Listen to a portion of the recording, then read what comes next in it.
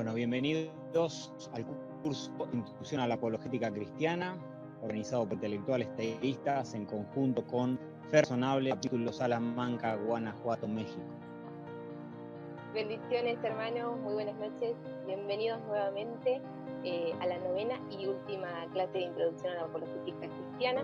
Como saben, este curso fue organizado por los hermanos de intelectuales teístas en colaboración con el Ministerio de Fe Razonable, Salamanca, México. Quien va a estar dictando este curso de Introducción a la Apologética Cristiana es el hermano Sergio, que es un cristiano entusiasta que busca apoyar en la difusión y fortalecimiento de la fe a través de distintos ministerios. En su juventud cuestionó la fe cristiana y es algo que lo hizo estudiar diferentes creencias y doctrinas. Esto lo convenció de la veracidad del cristianismo y desde entonces se apega fuertemente a su fe. Entonces, bueno, como ya sabemos, estamos en el curso de Introducción a la Apologética Cristiana. Bienvenidos todos ustedes. Afortunadamente hasta ahorita nadie se nos ha convertido de cristiano a una de las cosmovisiones en estos talleres. Espero que este no sea el primero, pero vamos a empezar a escuchar lo que nos tienen que decir.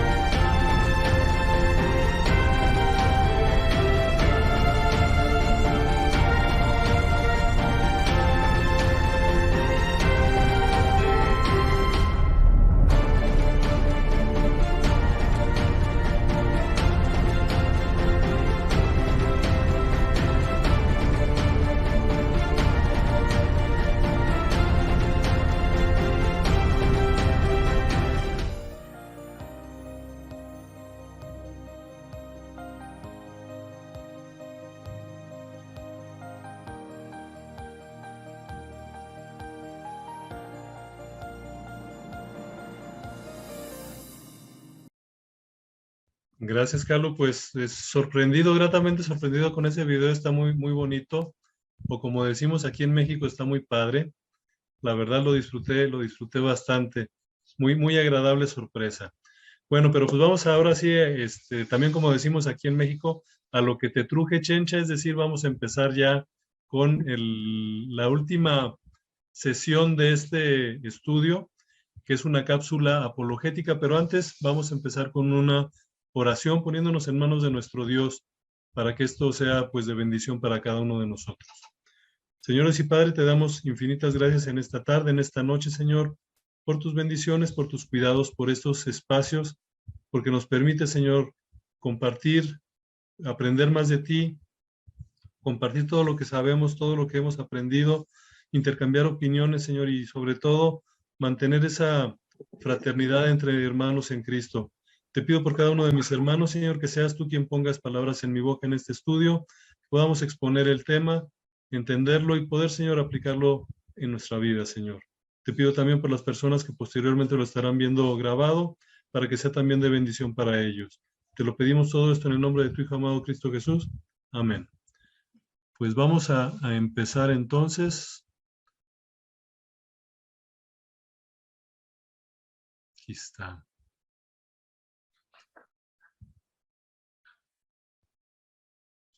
Ok, bueno, pues ya saben la introducción de todas nuestras sesiones. Es parte ya de nuestro estudio de Introducción a la Apologética Cristiana. Bienvenidos todos. Estamos precisamente ya en la parte de las cápsulas apologéticas, justamente en la última cápsula, que es la que habla precisamente del aborto. Es un tema que está de moda, es un tema controversial, Es un tema que da mucho de qué hablar, ahorita vamos a comentarlo y al final abrimos el espacio para dudas, preguntas, comentarios y demás. Ahora, es interesante reconocer que el primero que reconoció, valiendo la redundancia aquí, a Jesús, fue precisamente un bebé en periodo de gestación. Esto nosotros lo podemos encontrar en Lucas, justo cuando María se encuentra con su prima Elizabeth. Lucas 1:44 nos dice, porque tan pronto como llegó la voz de tu salutación a mis oídos, la criatura saltó de alegría en mi vientre. Pues aquí estamos viendo cómo esas personitas contra las que se está atentando contra su vida, una de esas personitas fue la primera que reconoció a nuestro Salvador, mucho antes de que hiciera su ministerio y demás. Entonces aquí empezamos a ver algunas pinceladas en la Biblia que nos habla de la importancia de todos esos seres que están aún en el vientre de su madre. Ahora, antes de empezar, vamos a platicar un poquito. No sé si ustedes se acuerden por ahí. Esto fue un caso muy sonado en junio de este año. La ley Roe versus Wade, esto fue en Estados Unidos, pero esto nos va a dar pie a empezar a platicar un poquito de lo que es el tema. Vamos a ver qué es esto de Roe versus Wade y por qué tuvo tanto impacto.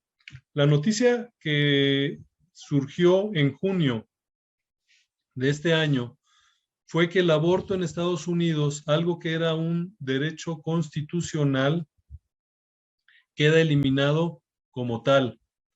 Ahora me van a decir, bueno, ¿y todo esto de Roe versus Wade, de qué se trata? Bueno, aquí está la fecha. Esto sucedió el 24 de junio de este año, del 2022. Ahora, el detalle es que la Corte Suprema de Estados Unidos anuló esta sentencia que desde 1973 estaba garantizando el derecho al aborto en el país. Es decir, en Estados Unidos todo el mundo tenía derecho a lo que es un aborto. Era un derecho, por así decirlo. Con esta decisión, respaldada por la mayoría de jueces conservadores del tribunal, por 5 votos contra 4, se abre el camino para que el aborto pueda ser ilegalizado en los estados que así lo decidan. Ojo, eso es en Estados Unidos, pero eso está dando o dio pie a muchas otras cosas.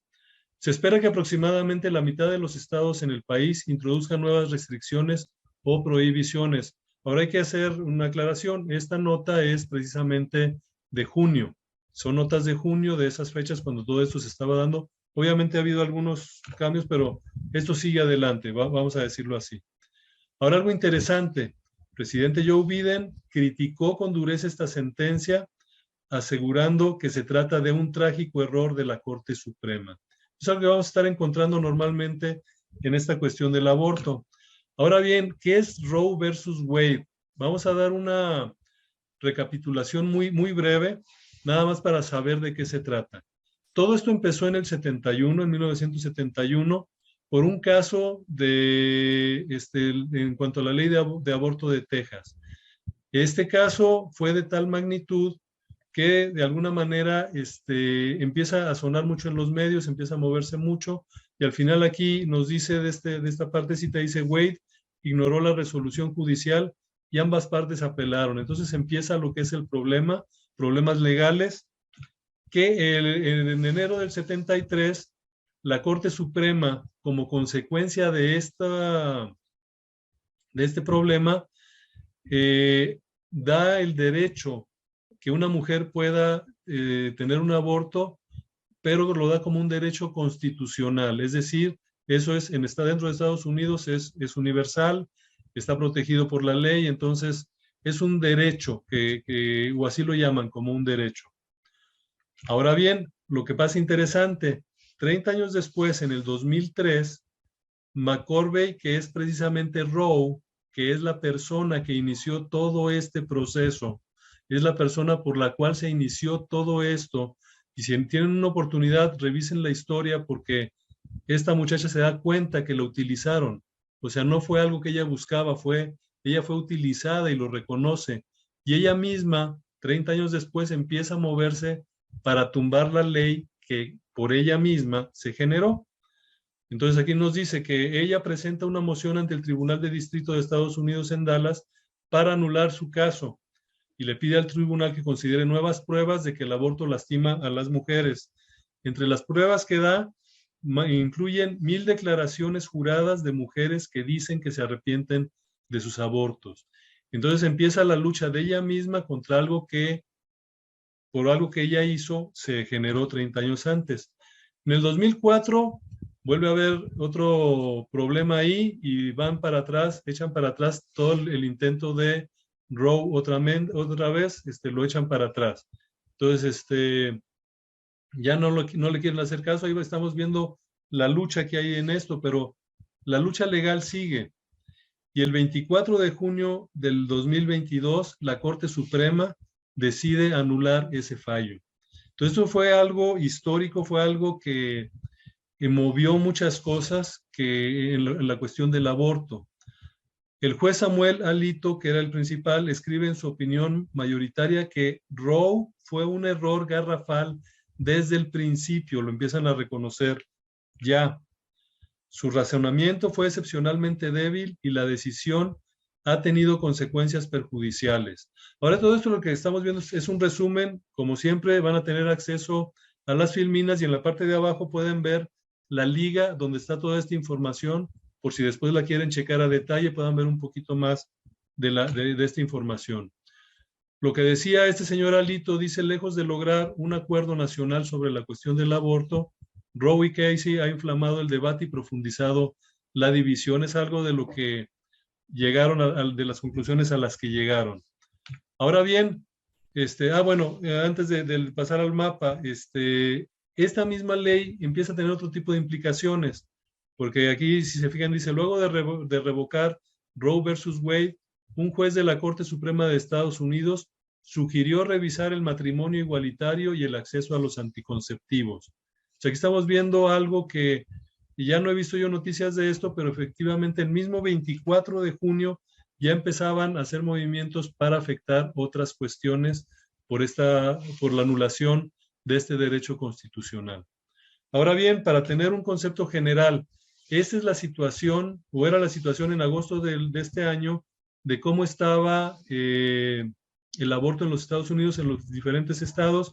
No vamos a detenernos mucho, pero aquí podemos ver los que están en rojo son estados que, aprovechando ya esa situación de que el aborto no es constitucional, donde está en rojo está prohibido, donde está un amarillo un poquito más tenue es legal y accesible, en otras partes es restrictivo. Entonces ya estamos viendo una variación, pero yo sé que nosotros, como latinoamericanos que somos, como que lo que pasa en Estados Unidos como información está bien, pero vamos a ver en nuestra Latinoamérica también hay datos sobre esto. Lamentablemente lo que es el aborto, aquí podemos ver información de cómo está distribuido y podemos ver de que es algo que también está de alguna manera permitido en algunos países. Lamentablemente México, que es donde yo vivo, es uno de ellos y cada vez tiene más avance.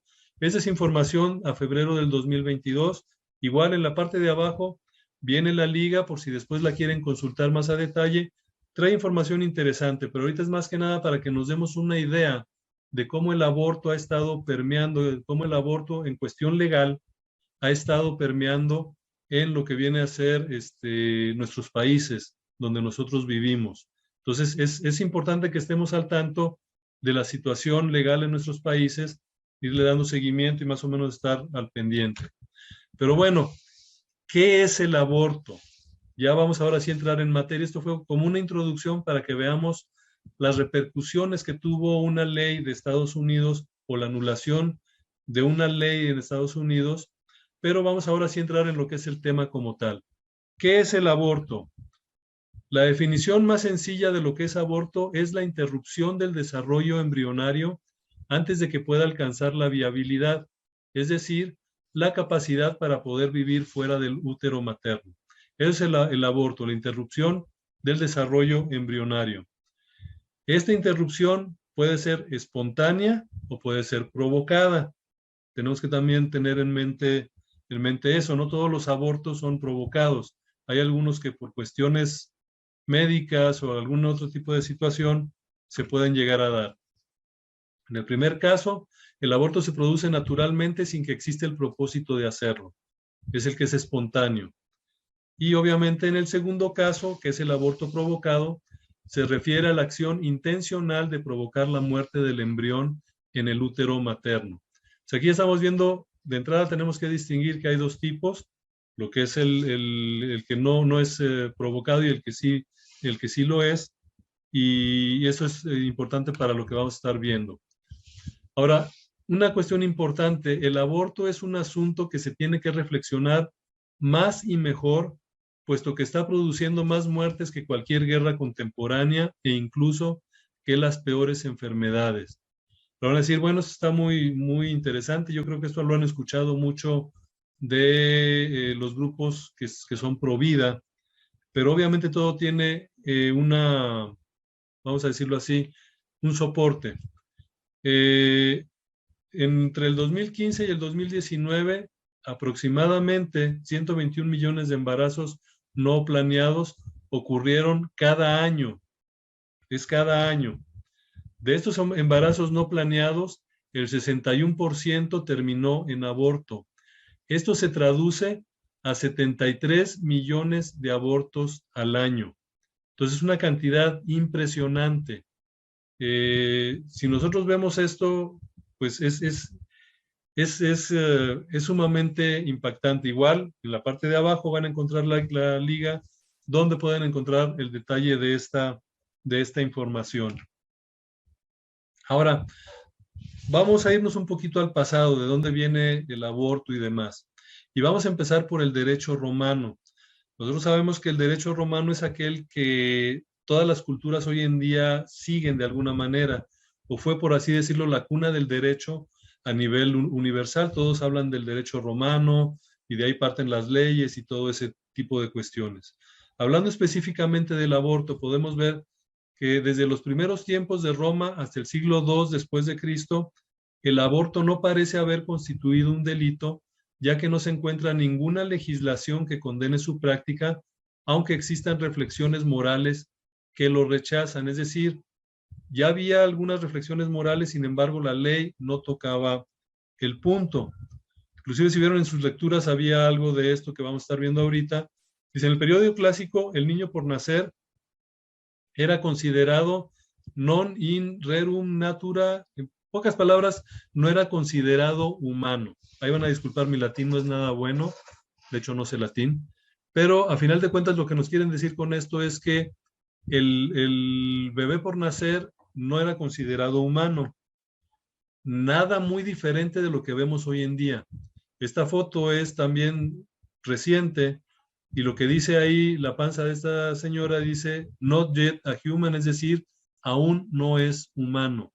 Y esa es una de las partes que los movimientos que van en favor del aborto dicen, que la personita que está ahí todavía no es humano. Eso lo podemos encontrar también en los escritos antiguos. Un amigo que se llamaba Ulpiano, que está su registro en Digesto, y ahí está todos los datos, dice lo siguiente, lo que está abajo es ya la traducción, obviamente, dice, el feto, antes de que nazca, es una parte o víscera de la mujer. O sea, aquí estamos viendo que desde Roma pensaban esto, que hoy en día mucha gente empieza a decir. Hoy en día vemos esto, hoy en día decimos o nos dicen, ¿sabes qué? Lo que pasa es que es parte del cuerpo de la mujer y por tal puede la mujer disponer de él como quien se corta las uñas, una cosa así.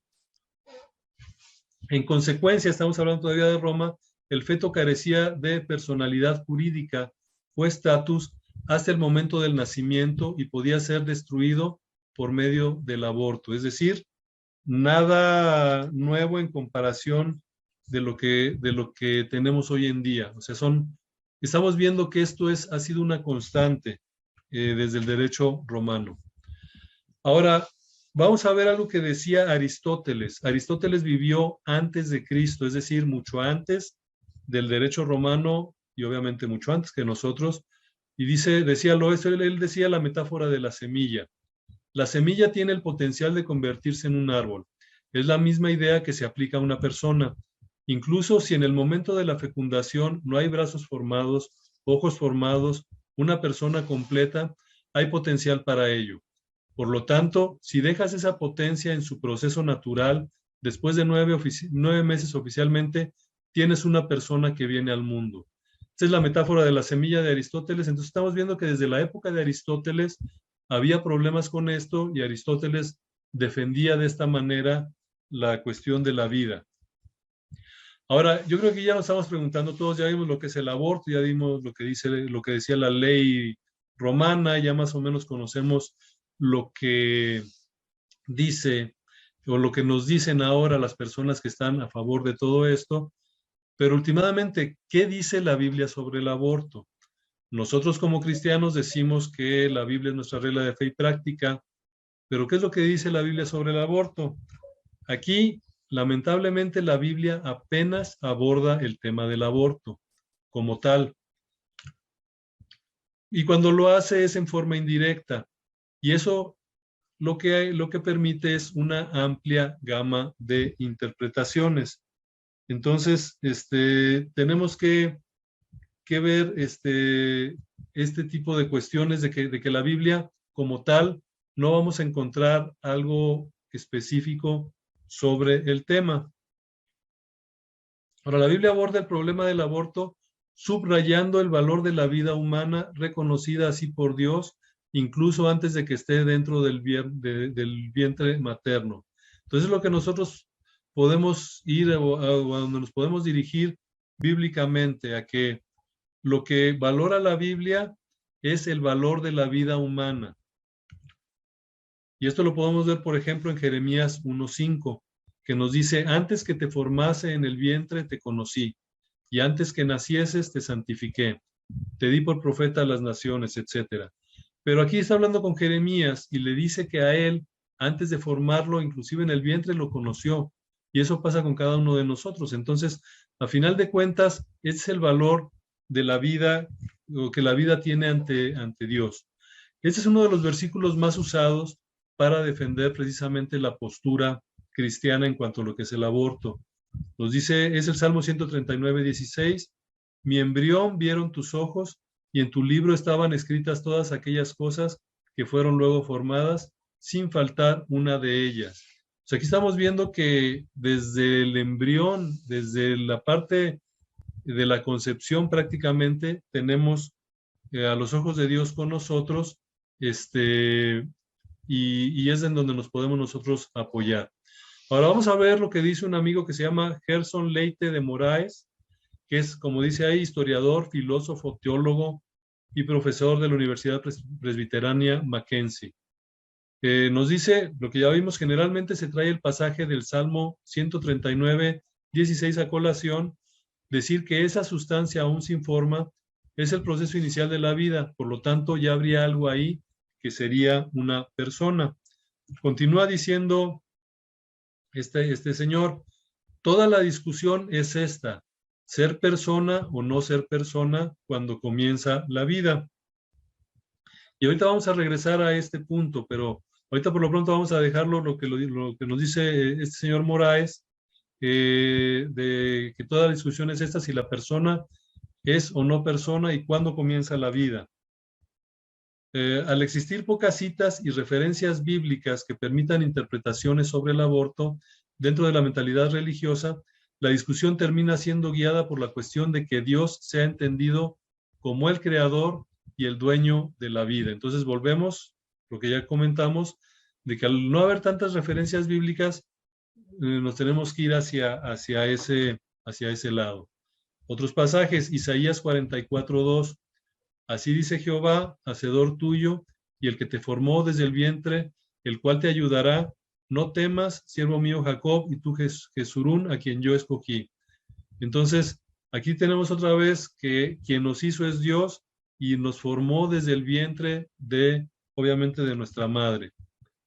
Isaías 44:24, un poquito más adelante, dice, así dice Jehová tu Redentor, otra vez que te formó desde el vientre, yo Jehová que lo hago todo, que extiendo sobre los cielos, etcétera, etcétera, etcétera. Entonces aquí estamos viendo a lo que tendríamos que apelar en un momento dado, en cuanto a lo que es la Biblia como tal.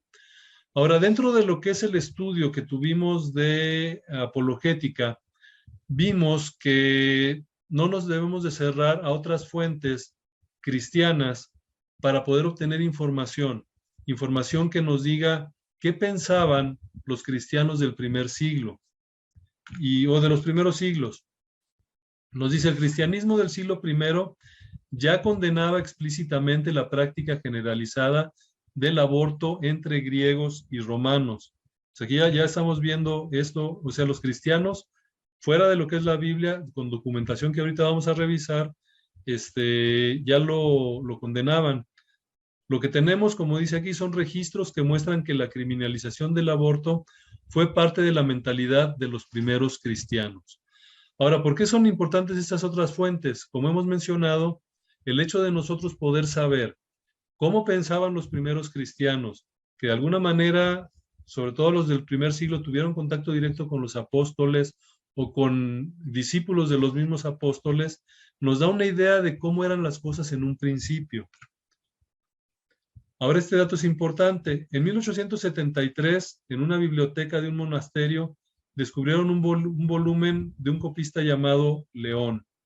Entre esos textos encontraron un documento que se titula Enseñanza del Señor transmitida por los 12 apóstoles, que normalmente nosotros conocemos como la Didaché. Es probable que ya algunos de ustedes hayan escuchado de la Didaché y es posible que algunos de ustedes también la hayan leído. Como hemos comentado, si algunos de ustedes tiene información de los primeros que se les llama padres apostólicos, van a encontrar información de la Didaché. Es información que se consideraba, como nos dice aquí, una especie de catecismo. Dice, la Didaché es un texto de 16 capítulos escrito en el primer siglo de la era cristiana que fungía como una especie de catecismo. No tiene la validez o el peso de la Biblia. Acuérdense, esos simplemente son documentos históricos que nos ayudan a ver cómo veían los primeros cristianos la vida, por así decirlo. En la Didaché existe un pasaje que dice lo siguiente. No matarás por medio del aborto el fruto del pecho. Pues aquí ya estamos viendo que los cristianos del primer siglo, los primeros cristianos, los cristianos primitivos, ya tenían esto en mente y ya decían que no debería de matarse por medio del aborto. Lo encontramos en la Didaché. Ahora, hay otros historiadores por ahí, hay uno que se llama Atenágoras del siglo II y dice lo siguiente: nosotros afirmamos que las que intentan el aborto cometen un homicidio. ¿Por qué razón habíamos de matar a nadie?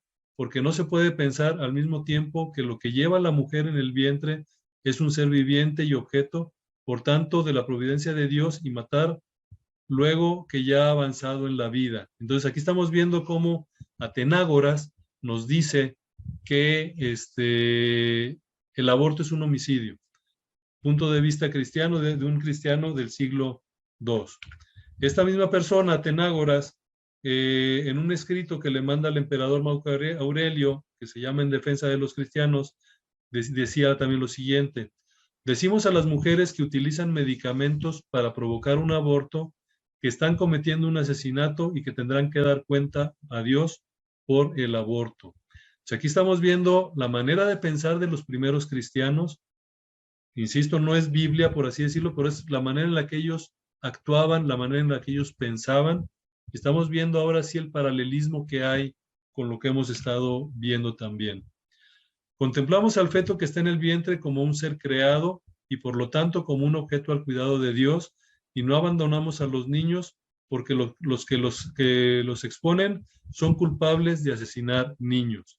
Fuerte lo que dice, pero es algo que pensaban en el siglo II. Acuérdense, estamos en el siglo II y ya se tenían estos escritos por parte de personales cristianos.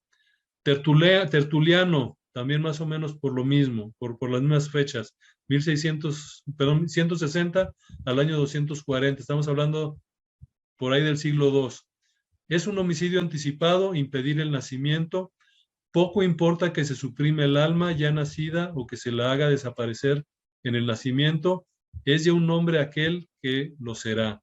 De hecho, esta frasecita, la final, se le adjudica mucho a Tertuliano, que dice, es ya un hombre aquel que lo será, y refiriéndonos a hombre como ser humano. Puede ser una mujer, un hombre, simplemente se refiere al ser humano. Él ya es lo que dice, que ya una vez concebido ya es un ser humano. Más adelante, en la epístola a Diogneto se menciona que los cristianos, se menciona lo siguiente. Dice, se casan como todos los demás hombres y engendran hijos, pero no se desembarazan de su descendencia, de sus fetos. Esta es una alusión directa a que los cristianos en aquella época no hacían o no practicaban lo que es el aborto. Igual, estos son fuentes cristianas que nos ayudan a ver sus perspectivas. San Basilio, y ahí también viene la referencia, dice, las mujeres que proporcionan medicinas para causar el aborto, así como las que toman las pociones para destruir a los niños no nacidos, son asesinas. Fíjense lo interesante de esto. Aquí le dice asesinas no nada más a la mujer que está abortando, sino también a quien lo está ayudando al proceso. Entonces, esta es una declaración también fuerte. Ya no es nada más la persona que está, o la mujer que está abortando, es quien está ayudándole a hacer este proceso. Y aquí estamos viendo, insisto, son los puntos de vista de cristianos, de los cristianos primitivos. Si se acuerdan, ahorita hablábamos de este amigo Moraes y les había dicho que íbamos a volver a esta parte. Dice, toda la discusión es esta: ser persona o no ser persona cuando comienza la vida.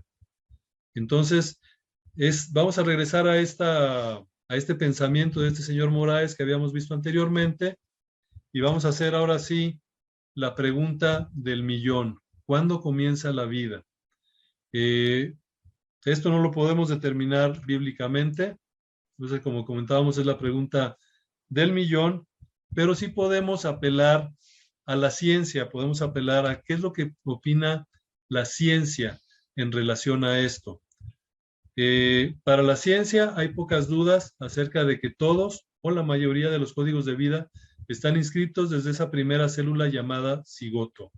Igual en la parte de abajo van a poder ver la liga a esta información. Eso va a ser nada más un resumen, pero si lo quieren ver a detalle, después lo pueden revisar. El cigoto es considerada la primera célula fecundada y es el resultado de la unión de las células sexuales masculina y femenina, a partir de la cual se desarrolla el embrión de un ser vivo, tras la fecundación del óvulo por un espermatozoide de 2 células. Entonces aquí estamos viendo, esto ya lo sabemos, es biología, pero aquí nos dice que el consenso científico demostró en los últimos años que la existencia de un ser humano comienza tras la fecundación. Ahora sí, esto ya no es Biblia, esto ya es lo que hoy llamaríamos ciencia. La mayoría de los científicos han demostrado que realmente la existencia del ser humano como tal comienza tras la fecundación. ¿Por qué es importante esto? Porque muchas de las leyes aplicadas o aplicables en distintos países son aplicables hasta X semana, hasta determinada semana pueden hacer un aborto que sea legal, y se basan mucho o se escudan diciendo de que no es una persona al que están expulsando. Ahora, esta es una información un poquito fuertecita, pero vamos a ver muy brevemente, sin gráficos, cuáles son algunos de los métodos que se usan para abortar. El primer método es el método Karman. ¿En qué consiste? Se llama dilatación y aspiración. Creo que ya con eso ya sabemos de qué nos van a hablar. Consiste en dilatar progresivamente el cuello del útero y realizar una completa aspiración de su contenido bajo monitorización ecográfica. Es la aspiración del bebé técnicamente. Es actualmente el método más utilizado durante el primer trimestre del embarazo. Más adelante vamos a platicar de una exabortista que cuando vio esto, cuando ya lo vio, porque ella mandaba a la gente, era jefa, pero ya cuando lo vio en la ecografía, cambió de su manera de ver, porque lo que se ve es impresionante. Aborto químico es otro de las metodologías. Es el uso de medicamentos para terminar el embarazo no deseado. El fármaco ayuda a eliminar el feto y la placenta de la matriz, el útero de la madre. Se puede hacer dentro de las 7 semanas desde el primer día del último periodo menstrual de la mujer. Entonces aquí es cuando pueden usar las pastillas, la pastilla del día siguiente entre ellas o cualquier otro tipo de abortos químicos que son normalmente medicamentos que van a ayudar a la expulsión del bebé. Se utiliza una combinación de medicamentos hormonales que son recetados para ayudar al cuerpo a remover el feto y el tejido de la placenta. Lo que no nos dicen en las letritas chiquitas, o que dicen las letritas chiquitas y no les dicen a las mujeres que van a participar, luego de tomar el medicamento, su cuerpo expulsará el tejido del embarazo. La mayoría de las mujeres presenta sangrado moderado a abundante y cólicos por varias horas. Es decir, van a estar ahí sufriendo. Envenenamiento salino es otro de los métodos. Lo que hacen es extraer líquido amniótico dentro de la bolsa que protege al bebé. Se introduce una larga aguja a través del abdomen hasta la bolsa amniótica y se inyecta en su lugar una solución salina concentrada. ¿Qué va a hacer esta solución salina? El bebé va a estar inmerso ya no en ese líquido que lo protege, sino en esa solución. Y alrededor de 12 horas después le va a producir la muerte por envenenamiento, deshidratación, hemorragia. Es doloroso para el bebé. Esta solución salina produce quemaduras graves en la piel del bebé. Unas horas más tarde, la madre comienza el parto y da a luz un bebé muerto o moribundo, muchas veces en movimiento. Este método se utiliza después de las 16 semanas de embarazo. Entonces, ahorita lo estamos viendo como cultura general, conocer cuáles son los métodos que existen por ahí.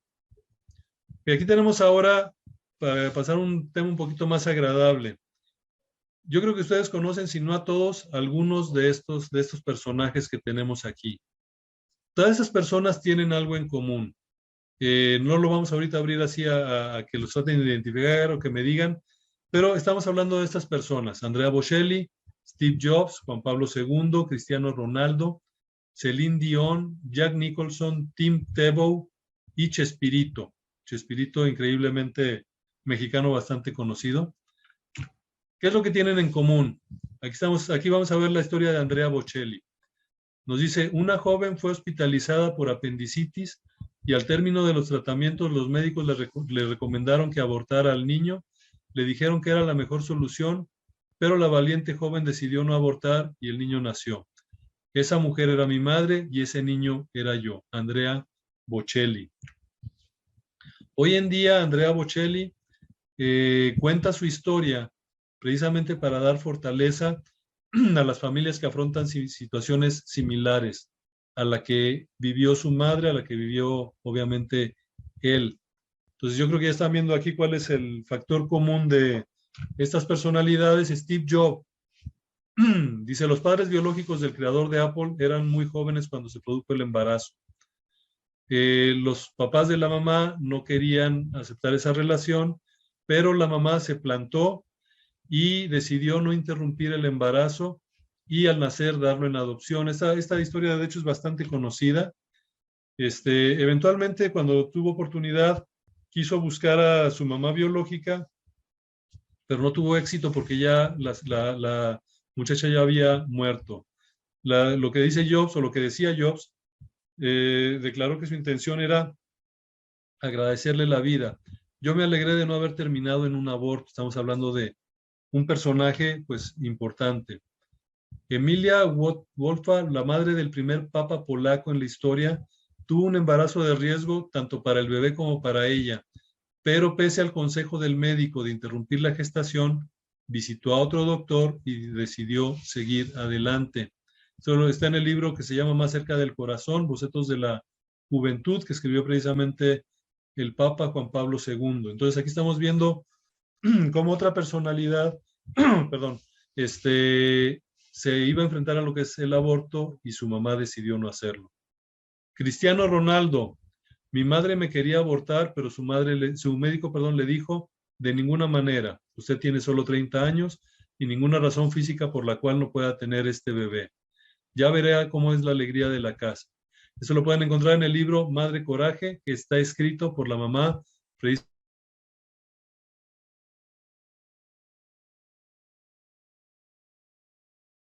también la conocemos, cantante bastante famosa. Dice: tengo que admitir que le debo la vida a aquel sacerdote. Dice: tengo 3 hermanos y yo soy la última. El accidente. Mi madre pensó en abortarme por las dificultades que enfrentaba. Un sacerdote le dijo que no debía acabar con una vida que no le pertenecía. O sea, aquí estamos viendo otra persona que es influyente en el medio y que iba a ser abortada. Jack Nicholson dice: la madre de este actor estadounidense se quedó embarazada de él siendo un adolescente y sufrió las presiones para que abortara, pero ella se negó. Su familia le dio oportunidad de que él lo tuviese, pero iban a decir, y esta también es historia más o menos conocida, que él era su hermano y no su hijo. Pero a final de cuentas, la muchacha defendió a su hijo y evitó lo que es el aborto. Este amigo a lo mejor no es tan conocido, al menos no en Latinoamérica, no sé. Tim Tebow dice: soy tan bendecido porque mi mamá optó por creer que Dios tenía un plan para mí y decidió no abortar. Dice: hay gente que ha decidido no someterse a un aborto porque escuchó la historia de mi mamá o que han sido alentados porque comparto mi fe en la televisión o en los reportajes. Estamos viendo aquí diferentes personas. Por último, Chespirito también nos platica o nos platicaba, porque Chespirito ya murió. Dice: estaba yo en el vientre de mi madre, ella sufrió un accidente que la puse al borde de la muerte, el médico le dijo: tendrás que abortar, y ella respondió: abortar yo jamás. Defendió la vida, su vida, y gracias a ello estoy aquí. Y él, es una campaña que tenía antes de fallecer: abortemos la ley, no la vida. Entonces, estamos viendo cómo personas encumbradas en sus distintos medios no hubieran podido estar ahí si sus mamás en un momento dado hubieran tomado la decisión de abortarlos. Entonces aquí estamos viendo otra de las facetas. Y también, ahora sí que a manera de anuncio, a finales del mes pasado, 20 y tantos de noviembre, se estrenó en México y en otros países, ahí están, van a ver las banderitas de los otros países, una película que se llama Marca de Vida. Es una película que está basada en una historia real. Si no la han visto y la pueden ver, se las recomiendo, porque es una película que nos hace ver precisamente qué es lo que sucede con un muchacho que fue adoptado por una familia. Entonces, y está muy bien hecha la película, está muy interesante y está bastante emotiva. Hay otra película que se llama Inesperado, es la que les comentaba. Esta platica la historia de una mujer que era jefa de una clínica abortista, que inclusive ella se había practicado un aborto, pero después de que vio lo que pasaba, usaban ahí el método de aspiración que platicamos hace un momentito, cambió su vida, cambió todo. Entonces, esta película estuvo hace tiempo en cartelera. De hecho, es interesante porque ligan algo de esta película con la que veíamos antes, de Marca de Vida. Si las pueden ver las dos, pues sí estaría muy recomendable. De otra manera, como la van a encontrar, es No Planificado, o en inglés se llama Unplanned. Y a ver, déjenme ver. Ok, déjenme detener aquí la presentación y me voy con ustedes a comentar. Ok. Bueno, déjenme ver un rápido.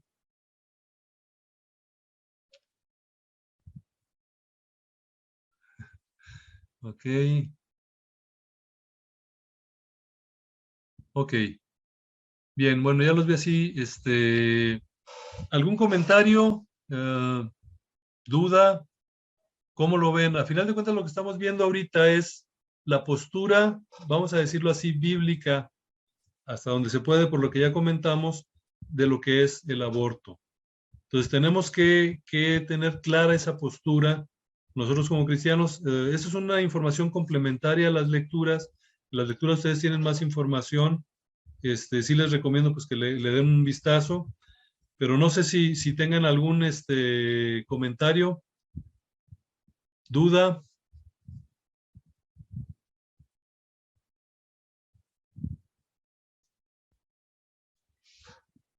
¿Todo bien?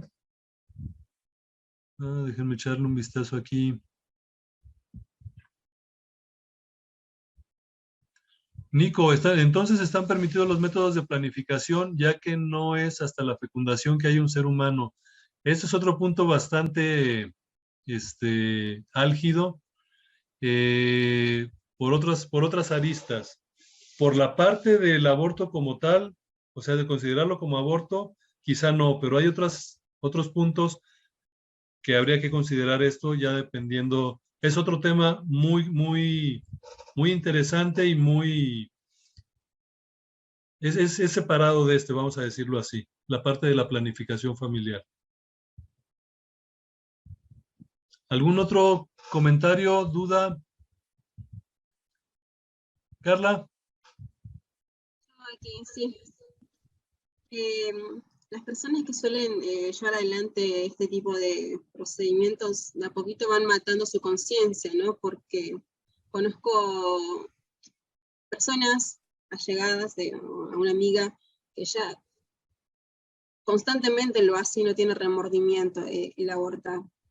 Y no se cuida, entonces es como que ya no siente ningún remordimiento a la persona y es ya muy triste. Y no le importa. Y sigue, y yo la verdad que estoy sorprendida. Bueno, de hecho, yo pondría muy en duda de que no le importa. Yo creo que sí, en algún lugar le va a pegar eventualmente. Ahora, recordemos, no me acuerdo ahorita el pasaje exacto, pero hay una parte en la Biblia donde nos dice que lamentablemente se cauteriza la conciencia. Entonces,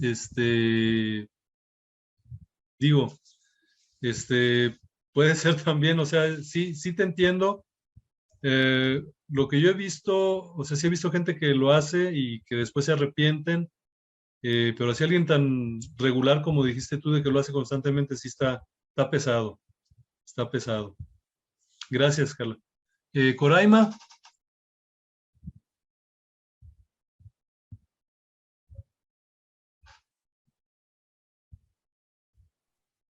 Hola, perdón, tenía problemas con el audio.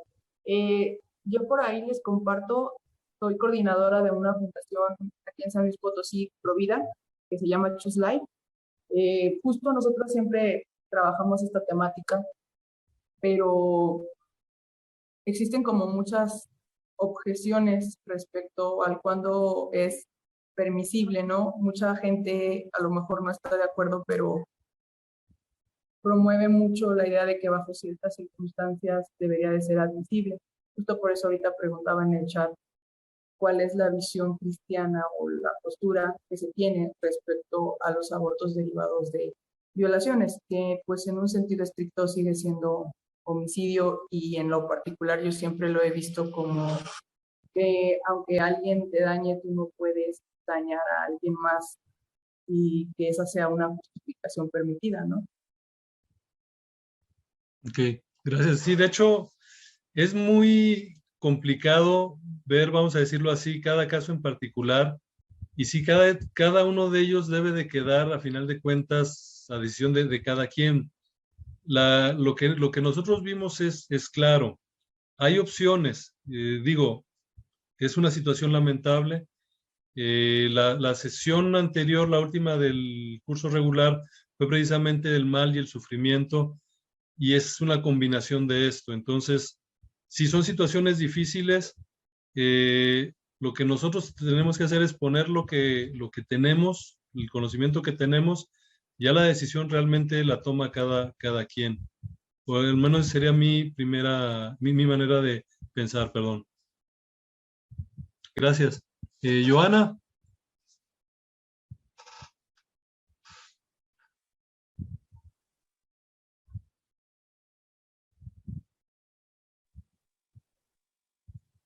Aló, aló.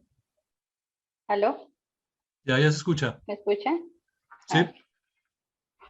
Pues yo les quería decir que, bueno, que yo creo que la gente sí siente cuando, sí le importa cuando va a hacer lo del aborto, porque a mí me pasó que tenía una amiga, ella es enfermera y estudiamos inglés, duramos el primer año estudiando inglés y pues siempre nos ponían a exponer esos temas controversiales, entonces que el aborto, que la eutanasia, que todo eso, y a mí siempre me causó curiosidad que ella siendo enfermera estaba a favor del aborto. Y éramos muy amigas y ella decía, no, pero es que si la violan, sí, bueno, todas estas cosas. Y yo le decía, pero no importa, yo estaba en mi primer año de conocer al Señor, entonces no era mucho lo que yo le pudiera explicar, yo solo le decía que eso era malo, que Dios no estaba de acuerdo con eso. Pero después de, digamos, llevamos estudiando 6 meses, ella llegó llorando a mi casa, pero así desconsolada, ella es Chinese, o sea, china, ella no conocía a Jesús, bueno, no conoce a Jesús, ni conoce a Dios, ella es budista, pero ella llegó llorando a mi casa y me decía, usted tenía razón, dígale a su Dios que me perdone porque yo maté a un bebé. Entonces yo le decía, pero ¿qué hiciste? Y ella llorando y llorando, y me decía que acompañó a una amiguita que tenía 19 años a practicar un aborto. Aquí es legal. Entonces ella lloraba y lloraba, decía, yo no sabía lo que decía porque yo decía que estaba de acuerdo, pero yo no había visto qué le hacían al bebé. Después de ver todo eso que le hacen al bebé y ella siendo enfermera, eso fue muy fuerte para ella. Ella se acercó más a mí, empezó a preguntarme como más cosas, pero en su fondo las personas a veces hablan por hablar, entonces hasta que no lo viven o no lo están viendo, qué es lo que pasa con un bebé, como que no razonan qué es lo que le hacen al bebé allá adentro, nadie se pone como a pensar de verdad que sí es malo. O sea que es lo que tenga, pero yo sí les importa muy en el fondo. Entonces, era eso, nomás que quería compartir. Ok, gracias. Sí, de hecho, como les comentaba, la película de Unplanned es un buen ejemplo de eso porque igual le pasó lo mismo que a tu amiga. Cuando vio lo que estaba pasando realmente y lo entendió, o sea, cambió su postura totalmente, un cambio de 180 grados. Gracias. Alex.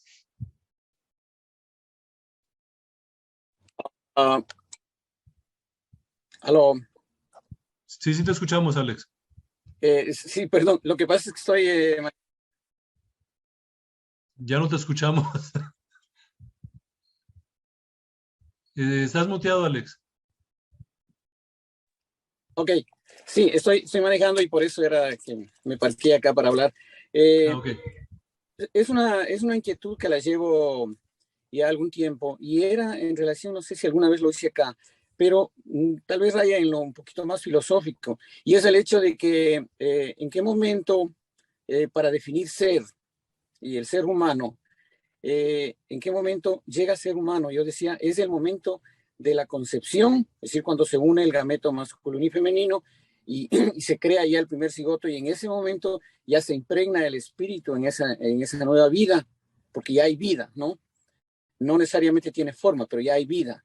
Y es en ese momento o es después, porque muchos de los que debaten esto y cuestionan, es decir, están a favor del aborto, dicen no es un ser todavía.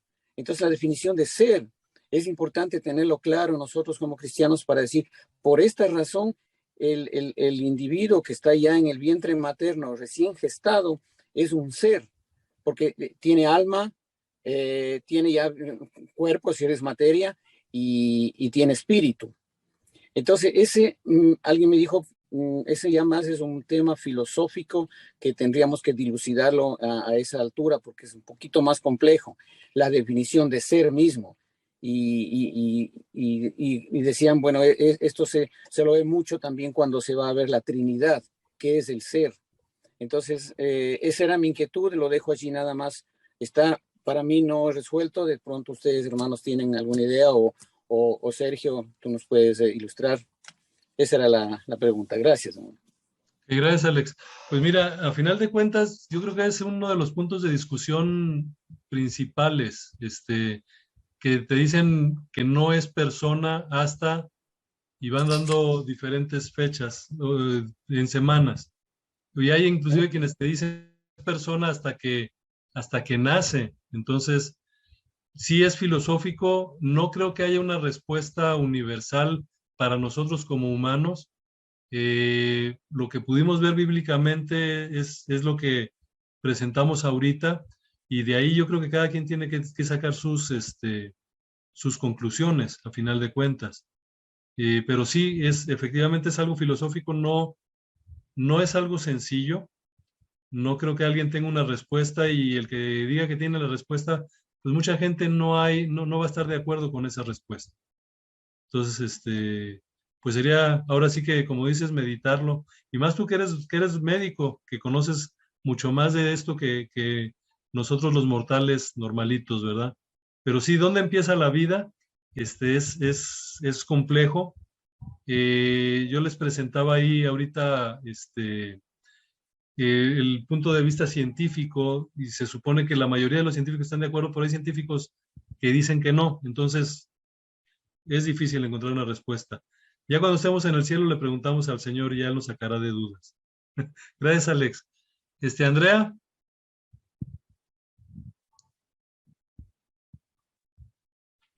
Ok, recién me dejan abrir el micrófono.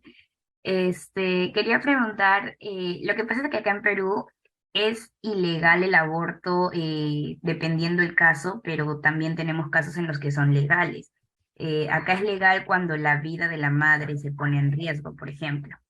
Y alguien también comentó por el chat, ¿qué opinan sobre los casos en los cuales hay que decidir entre la vida de la madre o del hijo por nacer? Mi postura es de que pues ninguna vida vale más que la otra, ¿no? Las dos tienen el mismo valor, pero ¿qué hacemos en ese caso? ¿Cómo responderíamos?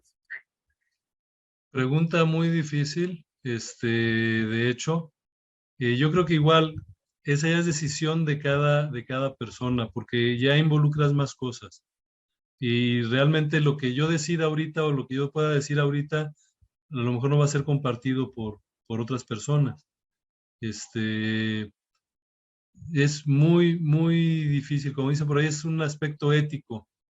Digo, yo ya formé mi familia, pero si me pusiera a pensar, si hubiera tenido que tomar una decisión entre mi esposa y un bebé, afortunadamente nunca me vi en esa situación, pero yo creo que se tendría que evaluar, no sé, o a lo mejor confiar en Dios, no sé. E inclusive yo creo que hay muchas personas que pueden decir muchas cosas, lo que van a hacer, pero créeme que cuando te enfrentas a una situación real, y no nada más en esta cuestión del aborto en general, tú puedes decir, yo voy a hacer esto, yo voy a hacer aquello, si me pasa esto, yo me voy a comportar así, pero cuando te pasa, realmente no sabes cómo vas a actuar. Pero sí es una pregunta difícil, una pregunta muy difícil que no tiene una respuesta, vamos a decirlo así, universal o correcta. Ya tendríamos cada uno de nosotros que tomar la decisión en función del conocimiento que tengamos. Gracias. ¿Alguien más? ¿Fernando?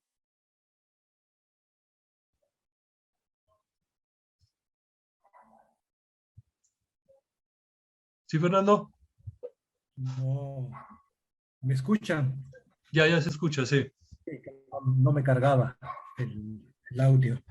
Es que he estado meditando en algo y no sé si estaré pues incorrecto y quería pues que me lo aclararan. He notado que en Occidente es donde hay más problemática con el aborto que en Asia, o que, por ejemplo, en otros países, en otras culturas, pero he notado que en nuestros países, en Latinoamérica, prácticamente en los países nuestros, en donde, por lo menos en las estadísticas, veo que es más grande el problema del aborto. O sea, no sé si estaré equivocado, pero pareciera que fuera parte de nuestra cultura. Y esa es mi duda, pues. No tanto, fíjate, la cultura china, hubo un tiempo, no sé si todavía está sucediendo, pero hubo un tiempo en el que podían tener los chinos creo que nada más un hijo. Aunque creo que los mataban ya cuando nacían. Te digo, son cuestiones culturales. Cuando ya nacía, si era niña y el señor quería niño, la mataban y cosas de ese tipo. No tengo yo estadísticas, por ejemplo, de cómo está el aborto en otros países, pero sí, algo tiene de ingrediente cultural, sí, algo debe de tener. Exactamente cuál es, sí desconozco, honestamente.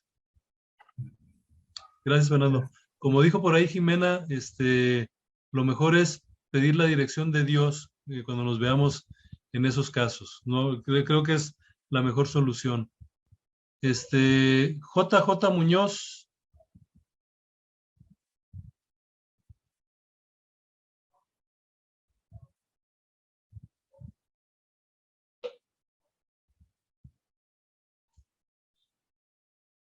A ver si le pueden abrir ahí el micrófono, por favor. Ahí está. Ahora sí.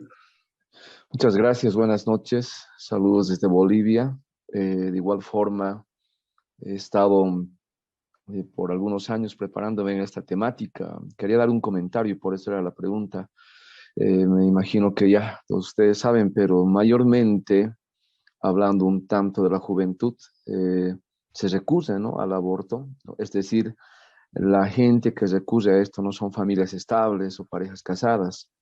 Mayormente, no sé cómo es en sus países, pero acá es el tema de la juventud. Aquí se ha querido aprobar leyes que justamente son proabortistas, que dan una amplia puerta a un libertinaje.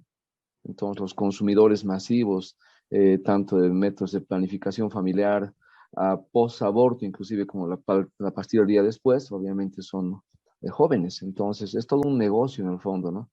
Los consumidores masivos de todos estos métodos y también los postcoitales son parejas inestables de jóvenes, ¿no?, que tienen relaciones sexuales sin responsabilidad. Son muy pocos los casos, como se plantea, casos excepcionales de violación, y exactamente sí, ¿no?, desviola y demás. Y generalmente se enfatiza lamentablemente el castigo en el ser inocente y no es en la persona, por ejemplo, el violador y demás, ¿no? Entonces es importante entender esta óptica para ver que el aborto no es una solución de fondo realmente, ¿no? Y no bíblica en todo caso.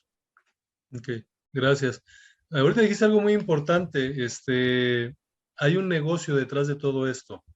Se mueve una cantidad impresionante de dinero y eso es lo que muchas veces mueve. Y sí, definitivamente, yo creo que aquí también en México muchas veces la falta de compromiso, que de hecho hace poquito tuve yo no tuve el caso, sino supe de un caso de una familia cercana a nosotros. La chica quedó embarazada y su primera reacción fue voy a abortar. Y su mamá se acercaba conmigo y me decía, oye, ¿qué hago? Y le digo, oye, la cuestión es, de entrada, pues yo no podía intervenir, no tengo mucha vela en el entierro, como decimos aquí. Pero a mí lo que me llamó la atención es que la primera reacción de la chica fue esa. Ya se habló con ella, y ya se convenció, aparentemente. Pero sí, a mí lo que me llamó mucho la atención es lo que tú dices, o sea, no hay un compromiso, simplemente, quedé embarazada, pues voy a abortar. Entonces, se tuvo que hablar con esta muchacha y te digo, ya decidió tener a su bebé y ahora está muy contenta, pero sí pasó por ese momento en el que por no querer un compromiso, era básicamente lo que ella no quería el compromiso. Ese era el meollo realmente. Pero sí, gracias. Jimena. A ver, te habilitan el micrófono.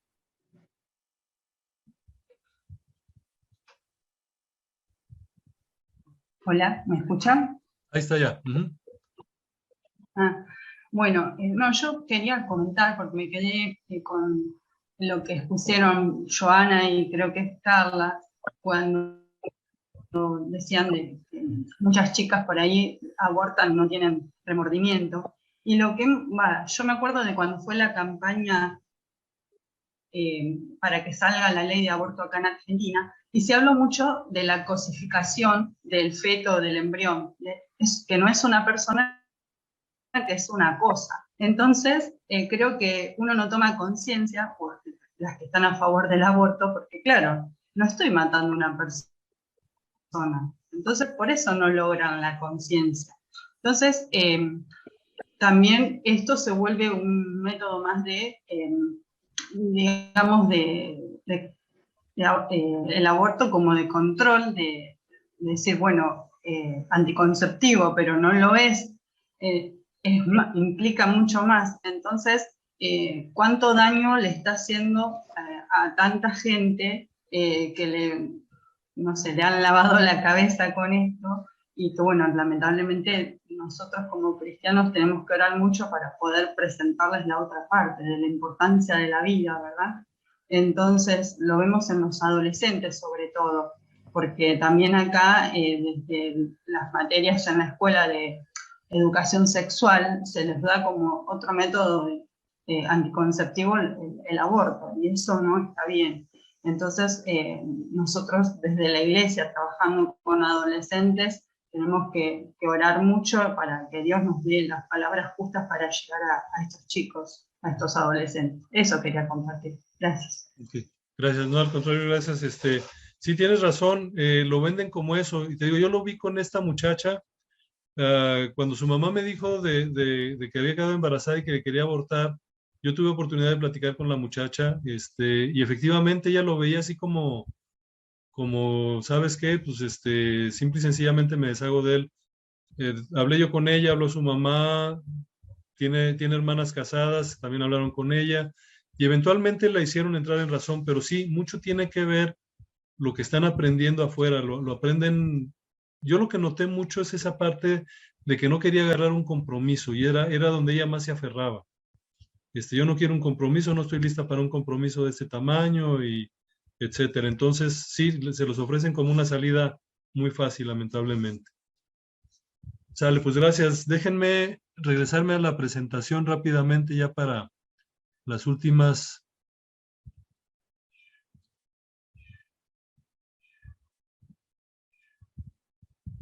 Ok, aquí nos habíamos quedado. Nada más, ya para cerrar, como saben, me gusta cerrar con versículos bíblicos, y ahora sí les tengo un par de versículos. El primero es, ya lo habíamos más o menos platicado por ahí, estamos en guerra, y como ya comentamos ahorita un poquito, es una guerra en contra de los valores de la familia, son valores cristianos a final de cuentas que nosotros de alguna manera tenemos que promover. Tenemos que vestirnos de la armadura de Dios para poder estar firmes contra las acechanzas del diablo. Si se acuerdan, cuando veíamos la parte de las cosmovisiones, platicábamos un poquito también de este versículo, porque no tenemos lucha contra sangre y carne, sino contra principados, contra potestades, contra los gobernadores de las tinieblas de este siglo, contra huestes espirituales de maldad en las regiones celestes. Y en esa época platicábamos de las cosmovisiones. A final de cuentas, es una cosmovisión también contra la que estamos luchando, como también ya se comentó ahorita en las preguntas y comentarios. Y cuando veíamos lo de las cosmovisiones, si se acuerdan, veíamos esta imagen. Acuérdense de la armadura que nosotros tenemos. Efesios 6, del 13 al 18, vamos a encontrar ya el detalle. Pero tenemos que estar bien cimentados, conocer bien la palabra, conocer la cosmovisión cristiana. Vamos a luchar contra otras cosmovisiones, contra otras maneras de pensar, y la mejor manera, esto ya lo habíamos también comentado, porque las armas de nuestra milicia no son carnales, sino poderosas en Dios para la destrucción de fortalezas, derribando argumentos y toda altivez que se levanta contra el conocimiento de Dios, y llevando cautivo todo pensamiento a la obediencia de Cristo. Esto lo veíamos cuando veíamos lo de cosmovisiones. De hecho, de ahí me traje estas imágenes. Pero al final de cuentas, como nos dice aquí, tenemos que confiar en Dios para derribar argumentos y altivez que se levante en contra del conocimiento de Dios. ¿Cómo lo vamos a conseguir esto? Como ya lo habíamos visto en la última sesión, la sesión 9, escudriñemos las Escrituras, como nos dice Juan 5:39, centrémonos en ellas, conozcámoslas, estudiémoslas, síganse preparando, que era lo que les comentaba, y sobre todo, siempre vayan a la Escritura a ver qué les dice. Ese es el ejemplo de los de Berea. Dice, y estos eran más nobles que los que estaban en Tesalónica, pues recibieron la palabra con toda solicitud, escudriñando cada día las Escrituras para ver si estas cosas eran así. E igual, lo que yo les estoy diciendo, vayan a la Biblia y digan, vayan a ver que no les haya yo echado mentiras por ahí. Es importante que nos fundamentemos ante nada en la palabra de Dios. ¿Para qué? Para que ya no seamos niños fluctuantes, llevados por doquiera de todo viento de doctrina, por estratagema de hombres que para engañar emplean con astucia las artimañas del error. Esto lo encontramos en Efesios 4:14. Ok, entonces les quería dejar con estos versículos, y también aprovechando para recordarles, si a alguno de ustedes le gustaría conocer un poquito más del Ministerio de Fe Razonable, que es en el que estoy yo, a través del cual, bueno, aquí estamos en coordinación con intelectuales teístas, pero todo esto viene del Ministerio de Fe Razonable, que es con el que yo empecé el ministerio. Si quieren escuchar un poquito más de este ministerio, con toda confianza, búsquenme y lo platicamos. Ya he estado platicando con algunas personas que han tenido interés, para poder también ayudar a extender el reino. Y aquí están los datos, van a estar en las filminas que se les voy a compartir más adelante en el Drive, para que puedan hacer contacto, cualquier cosa, duda que tengan, ya sea en relación al estudio, relación a Fe Razonable. Y pues nada más darles las gracias.